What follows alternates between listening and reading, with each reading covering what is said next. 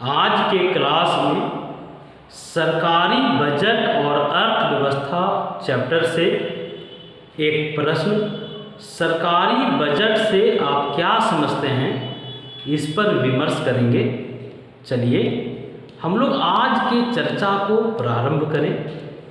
सबसे पहले हम लोग ये समझने का प्रयास करें कि आखिर बजट का क्या मतलब होता है।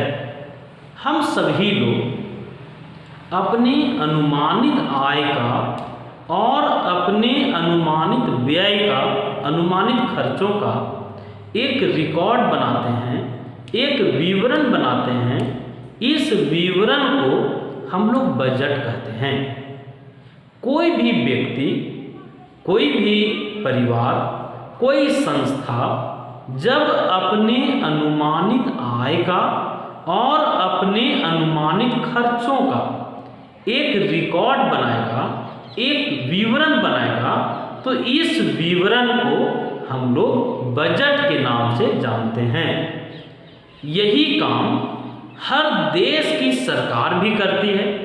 सरकार एक लेखांकन वर्ष के लिए, एक फाइनेंशियल ईयर के लिए अपने अनुमानित आय का और अपने अनुमानित खर्चों का एक विवरण बनाती है, एक लेखा जोखा बनाती है, जिस विवरण को हम लोग सरकारी बजट कहते हैं।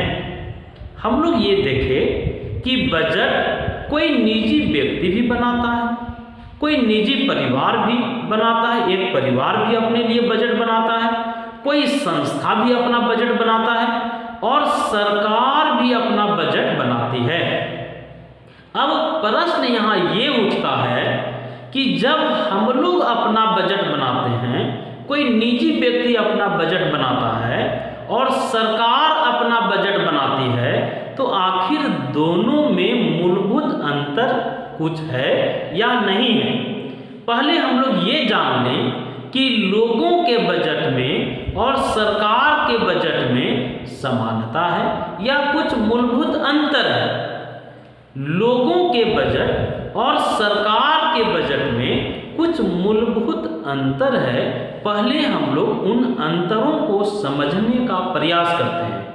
सबसे पहला अंतर तो ये है कि जब कोई, हम लोग अभी ये देख रहे हैं कि कोई निजी व्यक्ति अपना बजट बनाता है और सरकार जब बजट बनाती है, तो दोनों के बजट में, सरकार के बजट में या निजी व्यक्ति के बजट में जो मूलभूत अंतर है, इन अंतरों को हम लोग समझ रहे हैं। जब कोई व्यक्ति, जब कोई परिवार अपना बजट बनाता है, तो सबसे पहले वह अपना आय देखता है और अपने आय के अनुसार वह व्यय करता है। ये सही बात है कि कोई भी व्यक्ति जब अपना बजट बनाएगा तो सबसे पहले वो अपना जेब देखता है, अपना पैकेट देखता है और अपने पैकेट के अनुसार वह खर्च करता है। लेकिन इसके ठीक विपरीत जब सरकार बजट बनाती है, तो सरकार सबसे पहले अपना व्यय देखती है और व्यय के अनुसार वह आय अर्जित करती है।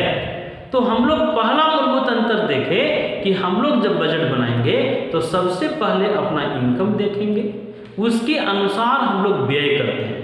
लेकिन सरकार क्या करती है? सरकार सबसे पहले अपना व्यय देखती है, व्यय के अनुसार वह आय अर्जित करने का प्रयास करती है। दूसरा अंतर यह है, हम लोग पहला अंतर तो ये देखें कि निजी व्यक्ति सबसे पहले क्या देखता है? अपना आय, और आय के अनुसार वह व्यय करता है। लेकिन हम लोग सरकारी बजट में देखें कि सरकार सबसे पहले व्यय देखती है और व्यय के अनुसार वह आय अर्जित करती है। तो पहला अंतर हम लोग समझ लिए। दूसरा अंतर देखा जाए, जब कोई व्यक्ति, जब कोई परिवार, जब कोई संस्था अपना बजट बनाएगा, तो बजट बनाते समय लोगों का ये कोशिश होता है, किसी परिवार का ये कोशिश होता है कि वह अतिरिक्त बजट बनाए या संतुलित बजट बनाए। जब हम अपना बजट बनाएंगे तो हमारी कोशिश होती है कि हमारा बजट या तो अतिरिक्त बजट हो या तो संतुलित बजट हो। लेकिन आज के समय में चूंकि सरकार का स्वरूप लोक कल्याणकारी है, आज वेलफेयर स्टेट है, इसलिए सरकार का स्वरूप लोक कल्याणकारी होने के कारण प्रायः सरकार का बजट घाटे का बजट होता है। तो हम लोग ये चर्चा किए कि एक निजी व्यक्ति का, निजी संस्था का, किसी परिवार का बजट या तो अतिरिक्त बजट होता है या तो संतुलित बजट होता है, लेकिन सरकार का स्वरूप लोक कल्याणकारी होने के कारण सरकार का बजट प्रायः घाटे का बजट होता है। तो दूसरा अंतर भी हम लोगों ने देखा।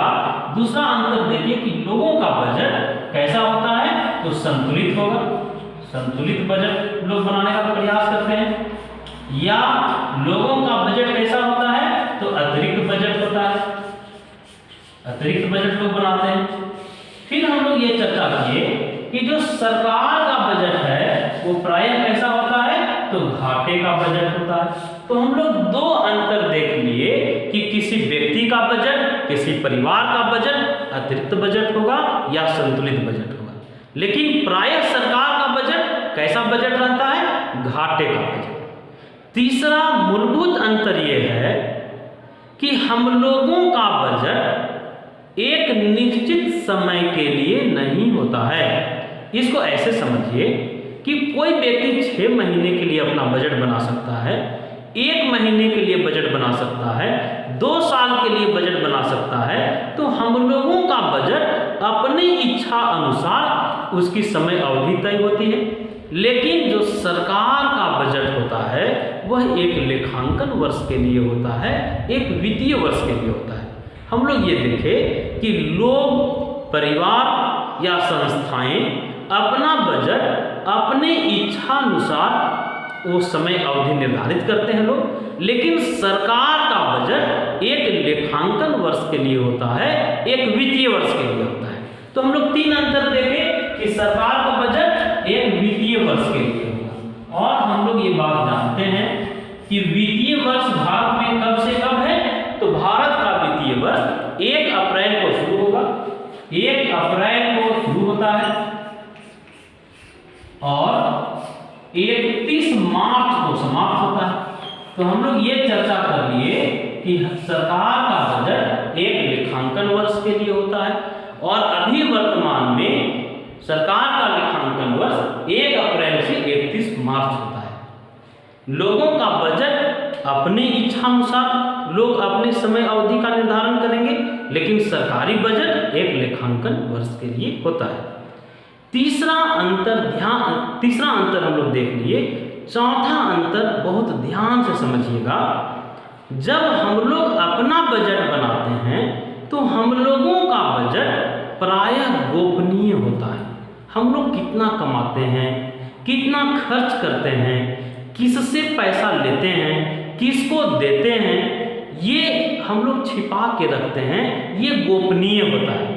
लेकिन हम लोग जानते हैं कि जो सरकार का बजट होता है वह गोपनीय नहीं होता है। सरकार जो बजट बनाती है वह पारदर्शी होता है। सरकार कितना अनुमानित आय अर्जित कर रही है, कितना व्यय कर रही है, कहाँ व्यय कर रही है, कितना टैक्स लगा रही है, किस वर्ग पर कितना टैक्स लगा रही है, ये सारी बातें पारदर्शी होती है। और हम लोग ये बात भी जानते हैं कि आज बजट का सीधा प्रसारण, जब वित्त मंत्री बजट प्रस्तुत करते हैं तो उसका सीधा प्रसारण होता है टेलीविजन पर। तो इस तरह से हम लोग देखें कि सरकार का बजट गोपनीय नहीं होता है, हम लोगों का बजट गोपनीय होता है। हम लोग ये बात भी जानते हैं कि 1992 ईस्वी से रेलवे बजट और आम बजट का सीधा प्रसारण टेलीविजन पर प्रारंभ हो गया है, टीवी पर प्रारंभ हो गया है। तो हम लोग ये देखें, यहाँ से प्रश्न बन सकता है कि सबसे पहले हम लोगों ने देखा कि सबसे पहले बजट का टेलीविजन पर प्रसारण कब शुरू हुआ। तो टेलीविजन पर प्रसारण कब से शुरू हुआ, हम लोग देखें 1992 से। 1992 ईस्वी से आम बजट और रेलवे बजट दोनों का टीवी पर सीधा प्रसारण होने लगा। तो हम लोग ये चर्चा कर लिए कि सरकार का बजट पारदर्शी होता है, सरकार का बजट गोपनीय नहीं होता है, लोगों का बजट गोपनीय होता है। हम लोग जितने मूलभूत अंतर थे उन अंतरों पर चर्चा किए। हम लोग देखें कि कोई व्यक्ति जब बजट बनाता है तो उसकी समय अवधि वह अपने सुविधा अनुसार तय करता है, लेकिन जो सरकार का बजट होता है वह एक लेखांकन वर्ष के लिए होता है। भारत में लेखांकन वर्ष 1 अप्रैल को शुरू होगा और 31 मार्च को समाप्त होता है। अब चलिए हम लोग बजट के कुछ अन्य बारीकियों को भी समझने का प्रयास करें। एक बार बजट का शाब्दिक अर्थ हम फिर से दोहरा लें। हम लोगों ने अभी तक देखा कि कोई व्यक्ति, कोई संस्था, कोई परिवार, कोई सरकार जब अपने अनुमानित आय का और अपने अनुमानित व्यय का एक विवरण बनाते हैं, एक लेखा जोखा बनाते हैं, तो इस विवरण को, इस लेखा जोखा को हम लोग बजट कहते हैं। फिर हम लोग ये समझे कि लोगों के बजट में और सरकार के बजट में बहुत सारी असमानताएं हैं।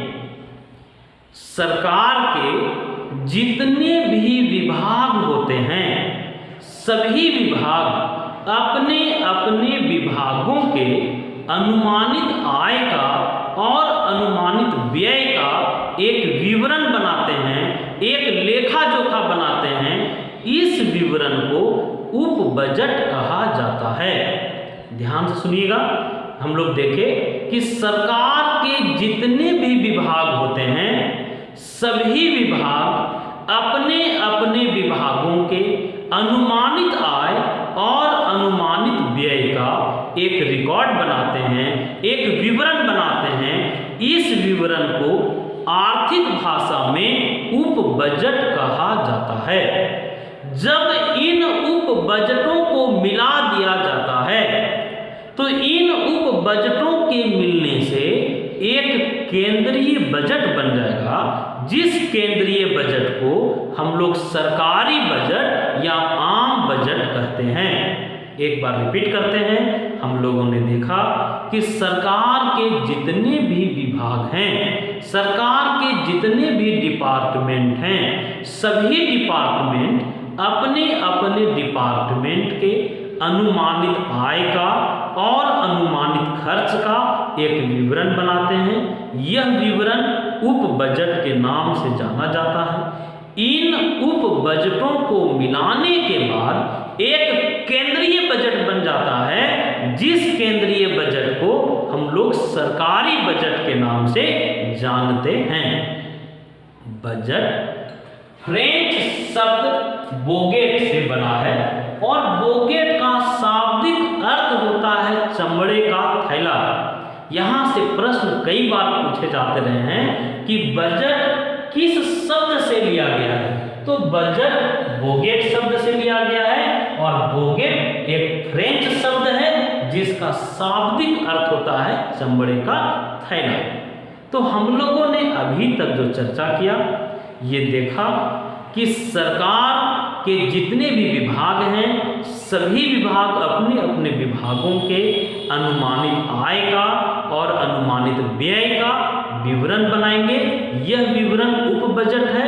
इन उप बजटों को अगर मिला दिया जाए तो एक केंद्रीय बजट बन जाता है, जिस केंद्रीय बजट को हम लोग सरकारी बजट के नाम से भी जानते हैं। जब हम लोग बजट की चर्चा करेंगे तो बजट के चर्चा में संविधान के अनुच्छेद 112 का चर्चा जरूरी हो जाता है। इसे बड़ा ध्यान से समझिएगा। संविधान का अनुच्छेद, भारतीय संविधान का अनुच्छेद 112 यह कहता है कि हर साल सरकार को अपने अनुमानित आय और अपने अनुमानित व्यय का एक विवरण बनाना होगा और उस विवरण को संसद के समक्ष प्रस्तुत करना होगा। कौन सा आर्टिकल? तो 112 आर्टिकल 112 अनुच्छेद। 112 अनुच्छेद क्या कहा कि हर साल सरकार को अपने अनुमानित आय का और अपने अनुमानित व्यय का एक विवरण बनाना होगा, एक लेखा जोखा बनाना होगा और इस विवरण को संसद के सामने प्रस्तुत करना होगा। तो यहाँ से प्रश्न रहता है कि बजट का उल्लेख संविधान के किस अनुच्छेद में है, तो 112 में। प्रश्न रह सकता है कि बजट किस भाषा का शब्द है, तो फ्रेंच भाषा का शब्द है। कौन सा शब्द, तो बोगेट। बोगेट का शाब्दिक अर्थ क्या होता है, तो चमड़े का थैला होता है।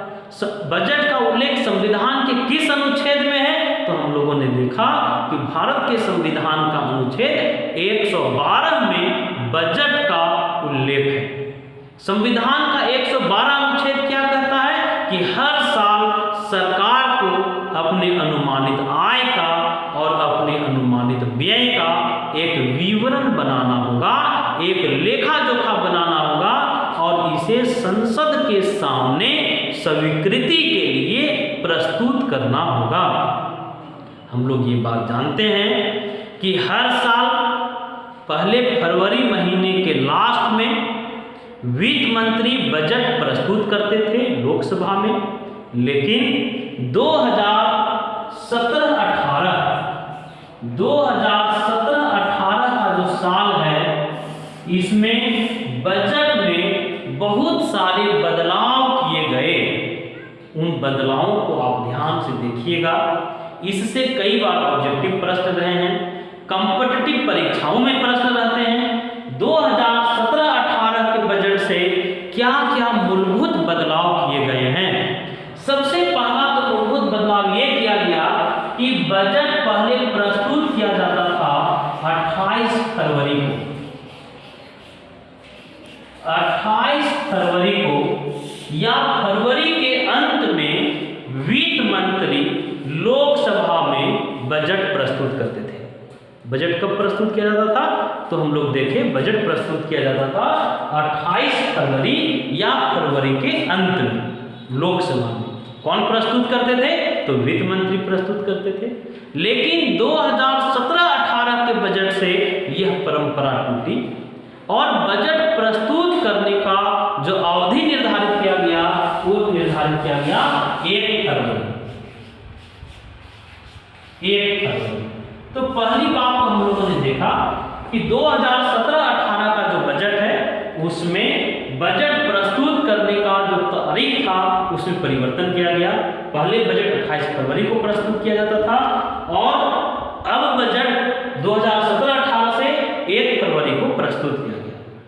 इस संदर्भ में एक रोचक तथ्य आप जान लीजिए, 1958-59, इसे ध्यान से समझिएगा, 1958-59 का बजट स्वयं पंडित जवाहरलाल नेहरू ने प्रस्तुत किया था और बजट प्रस्तुत करते समय पंडित नेहरू ने यह घोषणा किया कि अगले वर्ष से बजट 28 फरवरी को प्रस्तुत किया जाएगा। तब से भारत में बजट 28 फरवरी को ही वित्त मंत्री लोकसभा में प्रस्तुत करते रहे। लेकिन यह परंपरा टूटी कब, 2017-18 में। और बजट हम लोग देखें 1958-59 में पंडित नेहरू बजट प्रस्तुत किए थे और बजट प्रस्तुत करते समय ये घोषणा कर दिए थे कि हर साल जो 28 फरवरी का दिन होगा उसी दिन वित्त मंत्री लोकसभा में बजट प्रस्तुत करेंगे। लेकिन 2017-18 में यह परंपरा तोड़ दी गई, 1 फरवरी को बजट प्रस्तुत किया जाता है। 2017-18 का जो बजट है उसमें दूसरा एक मूलभूत सुधार हुआ। दूसरा मूलभूत सुधार क्या था कि रेल विभाग का बजट और आम बजट अलग अलग प्रस्तुत किए जाते थे। रेल विभाग का बजट रेल मंत्री प्रस्तुत करते थे और आम बजट वित्त मंत्री प्रस्तुत करते थे। लेकिन 2017-18 के बजट से यह परंपरा भी टूट गई। 2017-18 में रेल बजट को आम बजट में ही विलय कर दिया गया। पहले प्रश्न रहता था कि वह कौन सा विभाग है जो अपना बजट अलग बनाता है। तो रेल विभाग अपना बजट अलग बनाता था, रेल मंत्री प्रस्तुत करते थे, लेकिन 2017-18 से रेल बजट को आम बजट में विलय कर दिया गया। तो हम लोग 2017-18 के बजट से क्या क्या बदलाव हुए, उन बदलावों पर फोकस कर रहे हैं। तीसरा बदलाव, हम लोग दूसरा बदलाव क्या देखें कि रेल बजट का विलय, रेल बजट का विलय कर दिया गया आम बजट में। अब अलग से रेल बजट प्रस्तुत नहीं किया जाता है। तीसरा बदलाव ध्यान से सुनिएगा, सरकार सार्वजनिक व्यय को योजनागत व्यय और गैर योजनागत व्यय में बांटती रही थी। यह परंपरा 1987-88 में शुरू हुआ था।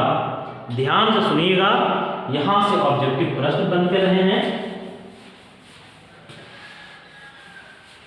2017-18 के बजट से क्या क्या मूलभूत परिवर्तन हुए उस पर हम लोग चर्चा कर रहे थे।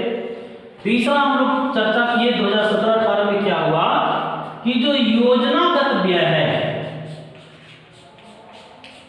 योजनागत व्यय और गैर योजनागत व्यय, गैर योजनागत व्यय को भी समाप्त किया गया। सार्वजनिक व्यय को 1987-88 से सार्वजनिक व्यय को योजनागत व्यय और गैर योजनागत व्यय में बांटा गया था। नियोजित व्यय और गैर नियोजित व्यय, इसी को हम लोग योजनागत व्यय और गैर योजनागत व्यय के नाम से भी जानते हैं। 1987 ईस्वी में पहली बार सार्वजनिक व्यय को योजनागत व्यय और गैर योजनागत व्यय के रूप में बांट दिया गया था, लेकिन 2017-18 के बजट में, जो 2017-18 के बजट में योजनागत व्यय और गैर योजनागत व्यय के बंटवारे को समाप्त कर दिया गया। अब योजनागत व्यय और गैर योजनागत व्यय समाप्त हो गया है। सार्वजनिक व्यय का ऐसा बंटवारा अब सरकार नहीं करती है। तो हम लोग अभी ये चर्चा किए कि सरकार के सभी विभाग अपने अपने विभागों के अनुमानित आय और व्यय का विवरण बनाते हैं। इस विवरण को उप बजट कहते हैं। जब इन उप बजटों को मिला दिया जाता है तो एक केंद्रीय बजट बनता है, जिसे सरकारी बजट या आम बजट के नाम से जाना जाता है।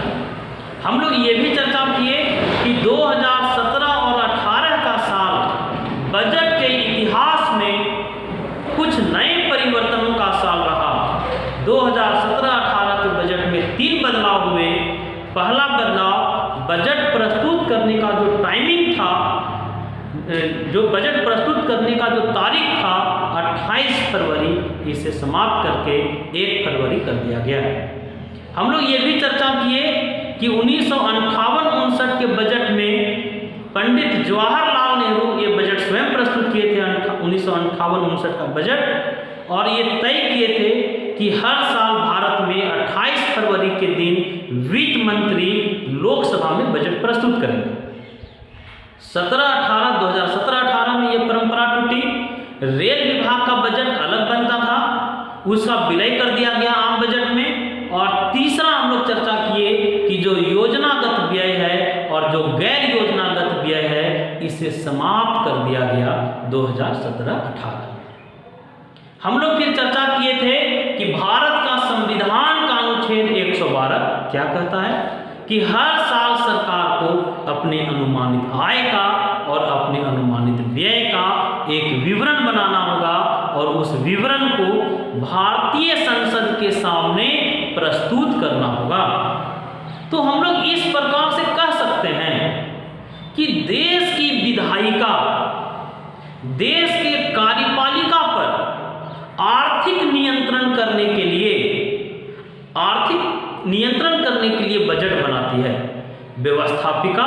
कार्यपालिका पर वित्तीय नियंत्रण करने के लिए बजट का निर्माण करती है।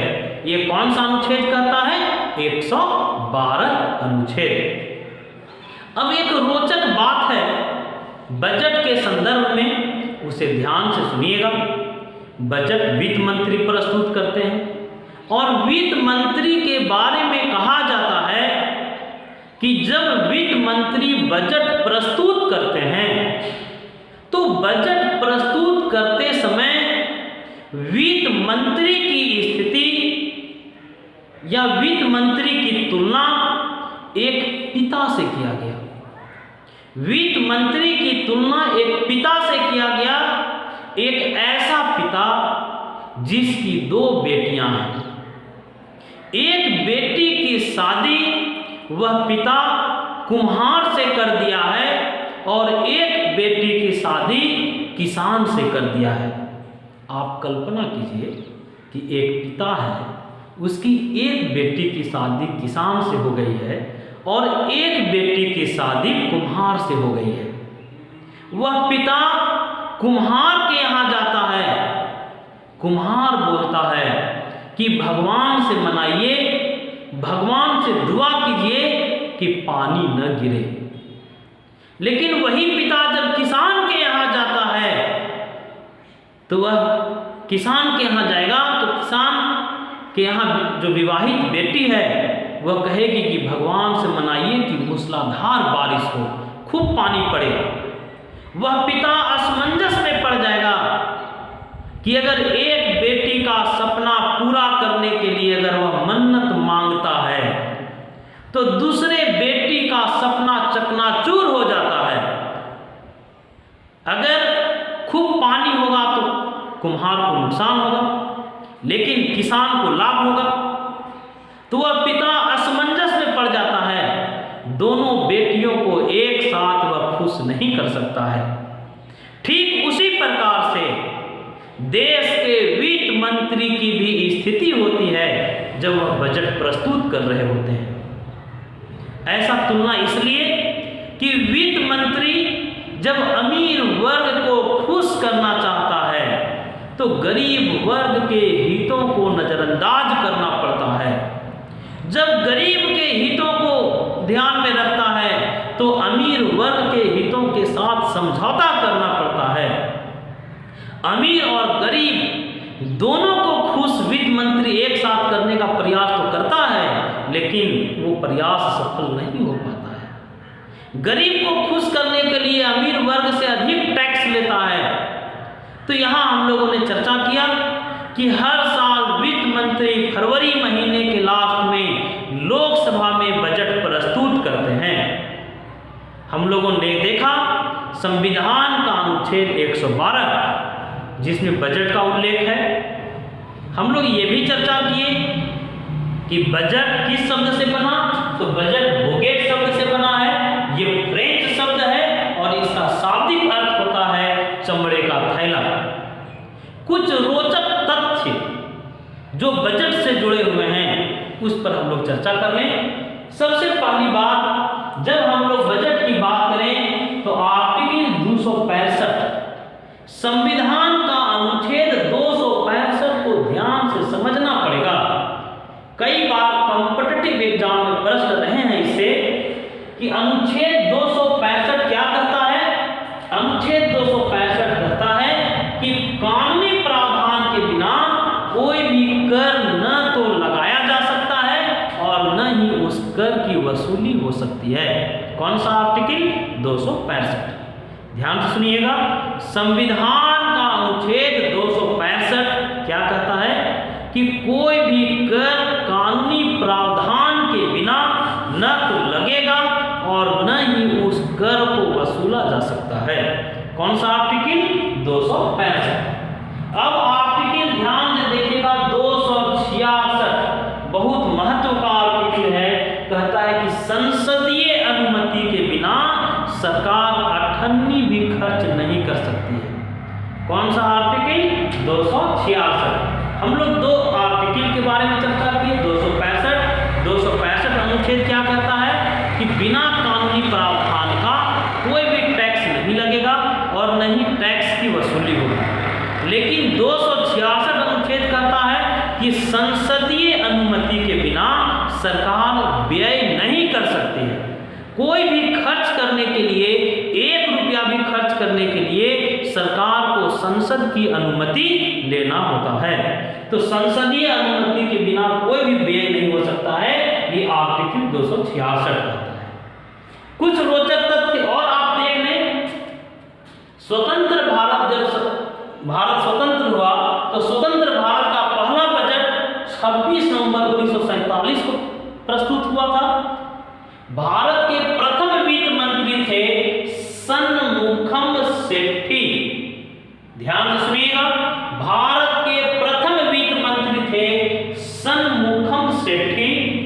ये 26 नवंबर 1947 को स्वतंत्र भारत का पहला बजट प्रस्तुत किए थे।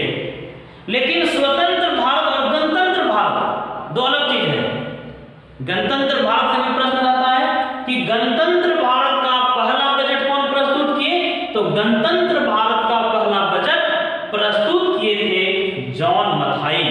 1950 ईस्वी में गणतंत्र भारत का पहला बजट प्रस्तुत किया था जॉन मथाई ने। तो कॉम्पिटिटिव एग्जाम के व्यू से जो लोग बजट को पढ़ रहे हैं, इसे एकदम स्पष्ट रूप से जानेंगे कि स्वतंत्र भारत का पहला बजट 26 नवंबर 1947 को प्रस्तुत किया गया था। किसके द्वारा, तो सनमुखम सेठी के द्वारा। फिर हम लोग देखें कि गणतंत्र भारत का पहला बजट 1950 में किनके द्वारा, तो जॉन मथाई के द्वारा प्रस्तुत किया गया था। तो हम लोग बजट के संदर्भ में बहुत सारे तथ्यों को देखें। हम लोग ये बात जानते हैं, बजट एक ऐसा कानूनी दस्तावेज है जिसके माध्यम से हर व्यक्ति प्रभावित होता है। देश में निवास करने वाला हर व्यक्ति बजट से प्रभावित होता है। जो लोग अभी हैं वे तो प्रभावित होते ही हैं। जो बच्चा मां के गर्भ में पल रहा है, बजट से वह भी प्रभावित होता है। तो बजट में ही सरकार की आगामी वर्ष की सारी कार्य योजनाएं होती है। सरकार की कर नीति, सरकार की व्यय नीति, इन समस्त चीजों का उल्लेख बजट में ही रहता है। इसलिए बजट को बहुत सारे अर्थचिंतकों ने क्या कहा, बहुत सारे अर्थचिंतकों ने बजट के बारे में एक शब्द प्रयोग किया, वित्तीय प्रशासन। वित्तीय प्रशासन शब्द का भी प्रयोग किया। तो हम लोग ये चर्चा की कि बजट के माध्यम से हर व्यक्ति प्रभावित होता है। आप लोग अपनी पढ़ाई को इसी तरह से आगे बढ़ाइए। हम लोग अगले प्रश्न पर चर्चा करने के लिए उपस्थित होंगे। धन्यवाद।